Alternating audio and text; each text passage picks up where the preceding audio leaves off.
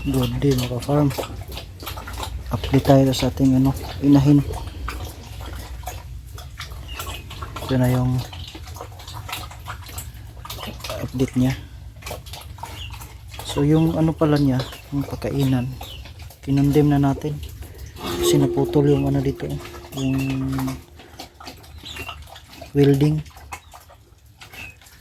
hindi siya matibay kaya pinutol natin. Nilagyan natin ng harang ito para hindi siya yung ulo ng baboy natin hindi siya papasok dito, para hindi siya makawala. So yun,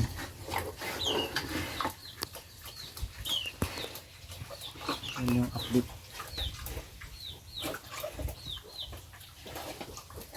Tapos dito nilagyan ko niran ng harang yan kasi yung niya, paa niya napunta dito kaya naputol din yung doon, yung isa doon, yung isang welding.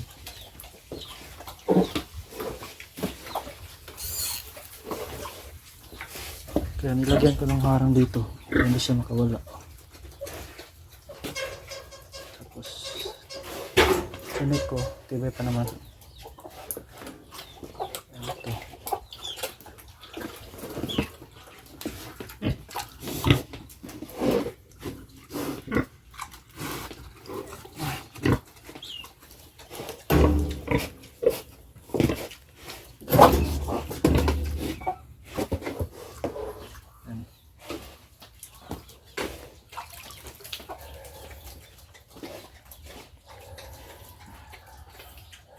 Ito yung harang na nilagay ko.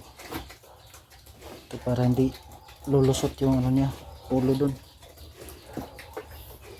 Tapos dito rin, hindi na siya makapunta dyan sa likod.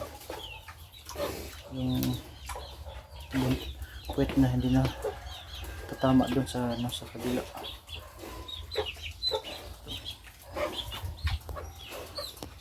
Tapos itong kabilang kwarto, yan, ayusin natin yan. Lagyan natin yan ng bagong flooring. Yan.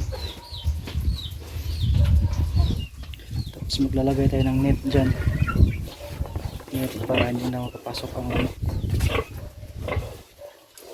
Tapos dito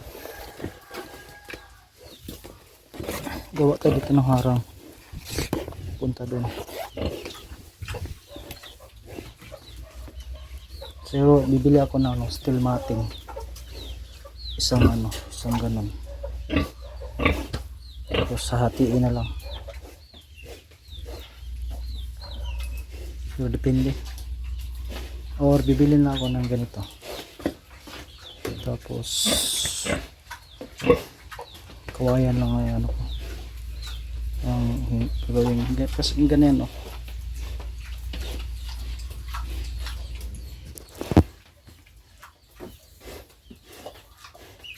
nilagyan ko pa rin siya ng lubid para hindi siya mawala. Tapos kinain niya yung lubid niya. Tingnan niyo.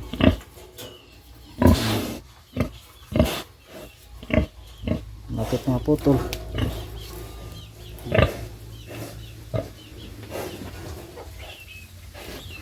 Kasi pag walang lubid yan, tsak na magwawala dyan. Tatalon yan.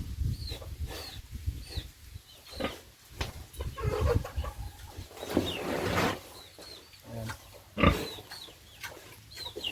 Saka gumamit para pala ako ng ito, sisikal. Ayan. Ayan yung ginagamit natin. Sisikal calcium. Ayan. 1 teaspoon nilalagay natin sa pagkain. Lang, 2 beses isang araw, isa sa umaga, isa sa hapon. Pag tanghali, hindi na ako naglalagay. So next month, mga anak na to, next month ng katapusan, October last week siguro ito mga anak. Ito yung update sa natin sa inahin. Ayan. Ang laki na yan dyan Ayan.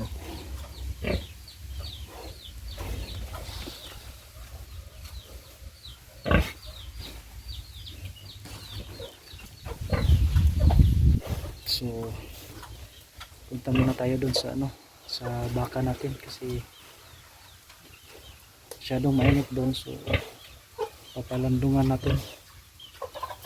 Let's go. Pasok tayo dito ngayon sa ano, sa kagubatan. Yan o, daming puno, daming damo, masyadong masukal. Takot dito pag may ahas ba, kaya ingat talaga. So dito tayo, ito yung daan papunta dun sa baka natin.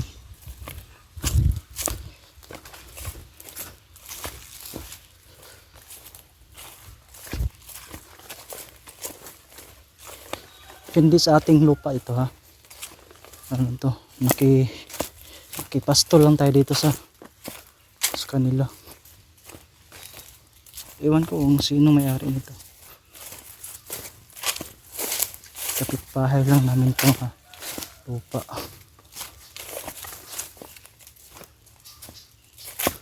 Ala, baka nawala ng baka ko dito.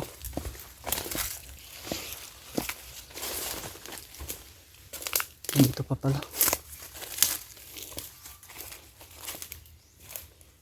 Yan pa yung isa, asan kaya?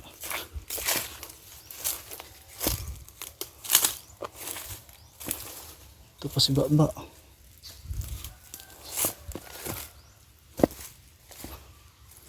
Oh, dito pala. Kala ko na wala ka na ba?